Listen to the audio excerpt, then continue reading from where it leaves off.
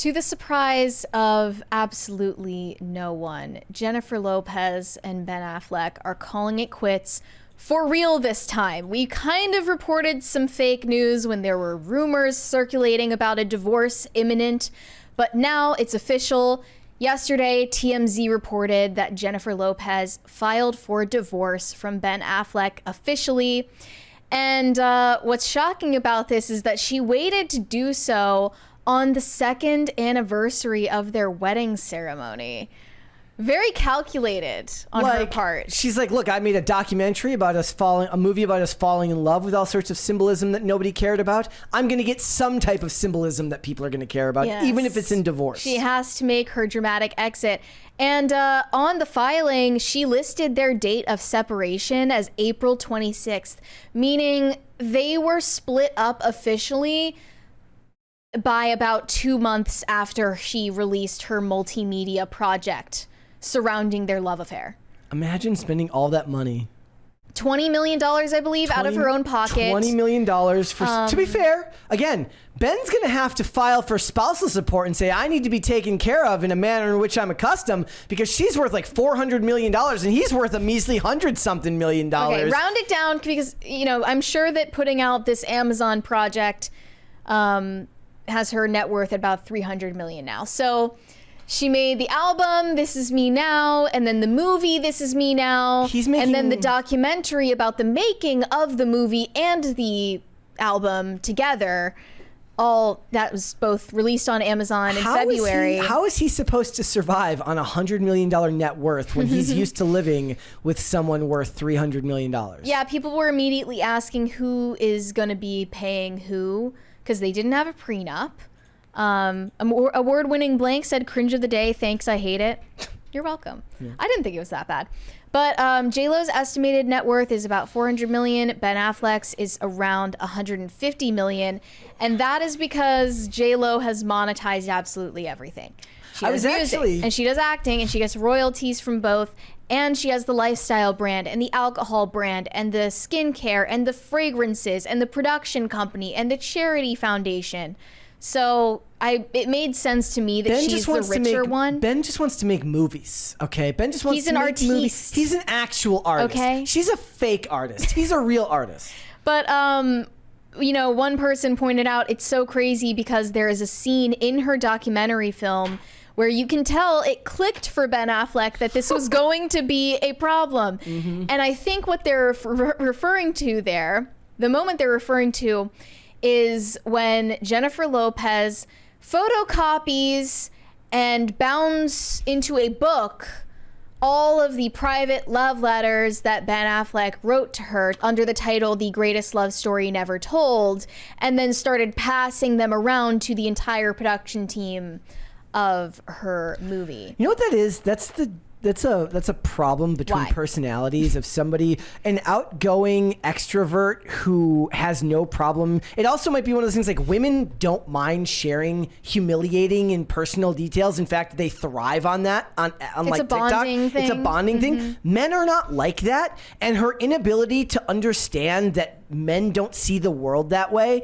and to just do that without his permission is insane. Yeah. And is when he's like, oh, this is done. Yeah, so in that scene, he walks into the room where everyone is looking through these private love letters, or love letters he thought were private, and he comes in and he's like, well, this kind of defeats the purpose of it being the greatest love story never told, because you're telling it and spending $20 million on a multimedia project to tell everyone all of the details. And it wasn't just about their love story, it was about her entire history of dating and many marriages and many engagements. And it must not be a great feeling for a husband to have to be in that position where his wife is publicizing her entire sexual history to the world. Ben could be doing so much better things with his time. The rumor is that he was actually guilty of cheating on Jennifer Lopez with Jennifer Garner, the mother of his children. Does anybody actually believe that? They do seem to have fun together when he's around her. He's finally smiling. He doesn't look like he wants to die as much as he usually does. So there's some plausibility to that. I think about it and I'm like, think about what Ben could be doing with his time. What he needs to do, he needs to call up Josh Brolin, Benicio del Toro, Jeremy Renner, and start making great movies a la him making The Town or Argo or movies like Sicario with Benicio del Toro. Just start making awesome movies that people want to see to cope with your loss. So is he going to get a second wind from this post-divorce glow up? Well, he already is. He's got his haircut. He's got his high fade and his going through a very late midlife crisis. Jennifer Lopez, according to an inside source, decided it's time to move on. She is very disappointed and sad, but Ben hasn't given her any signs that he wants to continue their marriage. It's all his fault, right? Women are fantastic at framing it as his fault. You know what it probably is? He probably didn't want to go to therapy. The source shared he hasn't shown any commitment and interest in making their marriage work. It's gotten to the point that she just needs to look out for herself. She tried really hard to make things work and is heartbroken.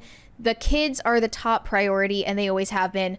Press X to doubt, because they, you allowed all of your kids to become this blended family and, be close with each other, and now you're tearing them apart. That was never putting the kids first. She can make Made in Manhattan 2. The only thing that can fix this is Geely 2. Yep. That's the truth that people don't want to hear. But yeah, very sad, but very predictable. It's unbelievably predictable, and as far as I'm concerned, both of them, like, what he needs to do right now is he needs to go and find Ana de Armas and re-court her. No, go back to your baby mama. That is what he needs to do. Go back to Jennifer Garner. I know she wasn't as crazy and exciting, but she's a very good-looking woman, and she always seemed like a relatively decent person.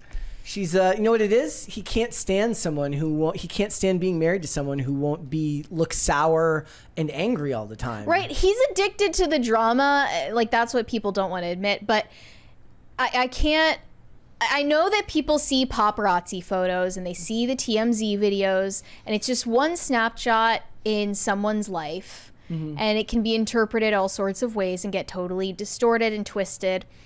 But the amount of photos and videos of Ben Affleck and J-Lo in public, preponderance of evidence, looking like they are fighting and yelling at each other, or at least they're trying to not show how angry they are.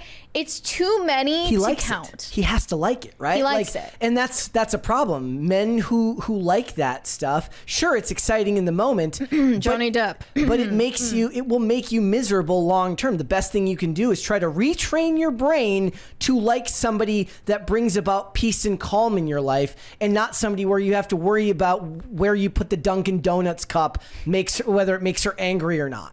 Were you flirting with the Dunkin' Donuts cashier? Alex Rodriguez doesn't put his Dunkin' Donuts cup down without a coaster. Right? Yeah. You know what? He needs to do? He needs to go back and do, he needs to get to be Daredevil again, and then Batman again, and rediscover his mojo. The drama is the only drug he has left as a sober man. It must be, right? Like, and she's bitter because she can't have a glass of wine at dinner anymore. It was doomed to fail. From the start. Well, it's mostly because Jennifer Lopez especially acts like an overgrown teenage girl. Yes. In her 50s, mind you.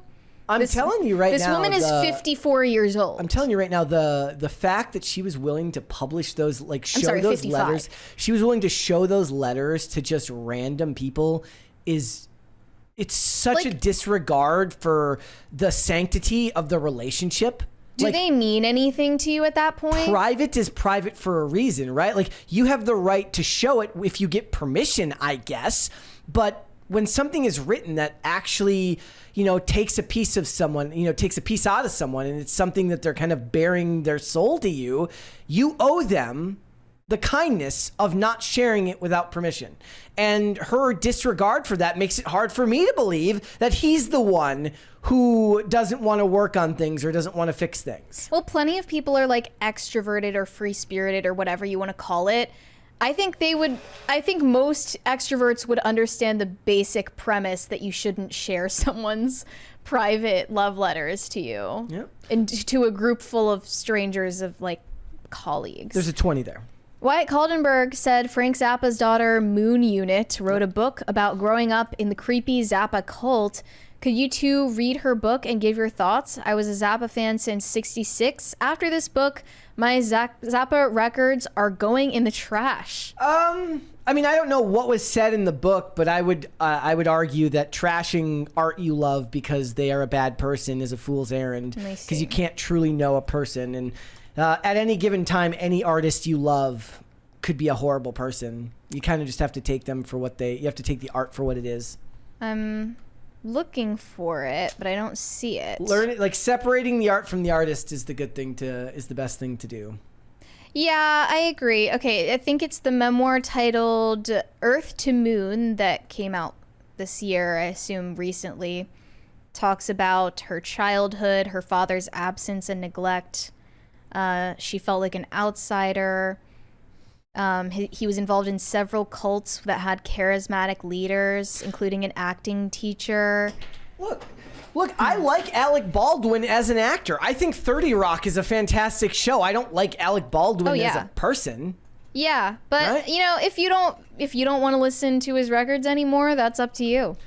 I think I think you'll be better off for learning to separate the art from the artist and appreciate the music. They don't earn any money from you listening to records. Correct. If you meant literal records. So, there's no skin off your nose. Well, all right, I got to just say, Ben, get to your lawyer and get that bag. King. Take her to the cleaners. Time to be taken care of in the manner in which you are accustomed. Do it. I'm pretty sure that the only thing they're splitting is the mansion that they bought together. Well, that's a mistake. He needs to get that back. It's kind of just like, think of all the movies you could fund. It's that GIF. Think of all the movies you could fund by taking half that income. Ben Affleck just fading out of J-Lo's life. It's like the scene from at the end of Infinity War where everybody evaporates. Thanks for watching. Listen to full episodes of Pop Culture Crisis on Spotify. Keep up with us on social media and make sure you subscribe and ring that bell so you never miss the show. Bye, guys.